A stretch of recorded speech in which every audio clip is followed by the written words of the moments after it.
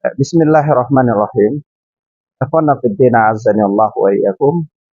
Sebagaimana tadi antum katakan dan ana sendiri sudah melihat ya kondisi yang ada di sekitar ini, bagaimana bekas-bekas bencana yang Allah berikan kepada negeri ini sampai kemudian ya jadilah seperti ini ya. Baik. Nasihat ana yang paling pertama bahwa ittaqullah. Kita di dalam menjalani kehidupan kita ini kita harus ingat bahwa Rasulullah Sallallahu Alaihi Wasallam pernah mengatakan di dalam hadis, "Badiru bil a'mali fitanan, kakat lailil mublim." Bersegeralah kalian di dalam melakukan amal-amal saleh sebelum datang kepada kalian berbagai macam bencana, musibah, fitnah-fitnah, yang mana fitnah demi fitnah itu datang bagaikan potongan-potongan malam. Ya, sehingga yusbihu rajul mu'minan wa yumsi kafir, wa yumsi rajul mu'minan wa yusbihu kafir.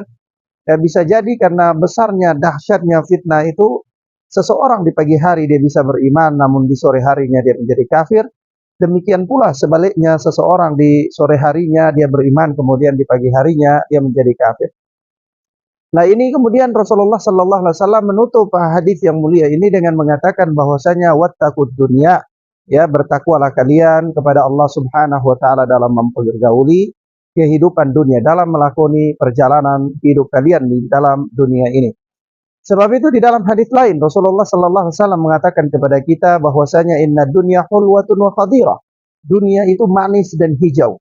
Ya, wa innallaha mustakhlifukum fiha, dan Allah jadikan kalian sebagai pemimpin di dunia yang manis dan hijau ini.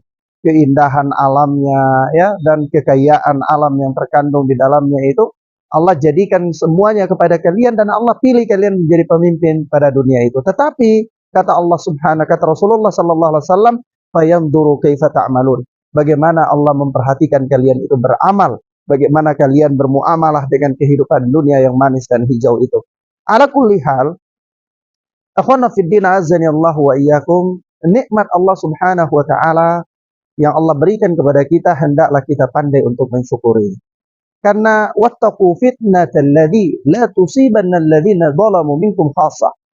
Takutlah kalian kepada fitnah yang apa? Yang Allah Subhanahu wa taala tidak berikan, ujian, musibah, cobaan yang tidak Allah berikan kepada orang-orang yang zalim di antara kalian saja.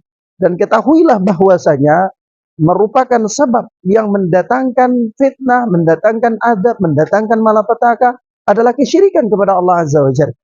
Ya, kesyirikan kepada Allah Subhanahu wa taala. Sehingga ketika seorang hamba dia terjatuh dalam kesyirikan atau dia hidup di dalam kesyirikan, dia kebergantungannya dengan Allah, dengan selain Allah Subhanahu wa taala, maka inilah musibah yang paling besar.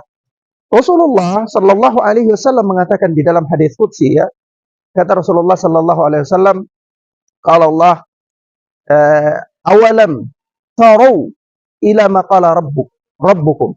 Kenapa kalian tidak melihat? Kalian tidak melihat kepada apa yang difirmankan oleh Rabb kalian. Qal, yaitu ketika Allah Azza wa Jalla berfirman, an'amtu ala ibadi min ni'matin.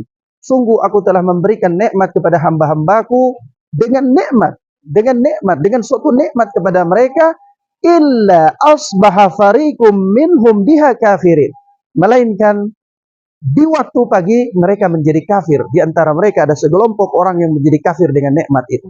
Subhanallah. Allah memberikan kita nikmat yang begitu besar. Tapi kemudian kita menjadi kafir dengan nikmat yang Allah berikan itu. Salah satunya apa kata Rasulullah? Yaquluna al-kawakib bil kawakib. Mereka mengatakan ini karena hujan dan karena hujan. Ya, karena bintang dan karena bintang. Artinya ketika mereka menyandarkan yang mendatangkan hujan itu adalah bintang ini dan bintang itu, disitulah terjadi kesyirikan kepada Allah Subhanahu wa taala. Dan bayangkan bagaimana kenikmatan besar yang alam yang begini luas. Ketika kita terjatuh ke dalam kesyirikan kepada Allah Subhanahu wa taala, maka bisa saja Allah Azza wa Jalla mendatangkan musibah dan malapetaka yang mungkin bisa jauh lebih besar dari itu lagi. Maka nasihat saya, hendaklah kita kembali ya memperbaiki tauhid kita, mengesahkan Allah Subhanahu wa taala. Assalamualaikum warahmatullahi wabarakatuh.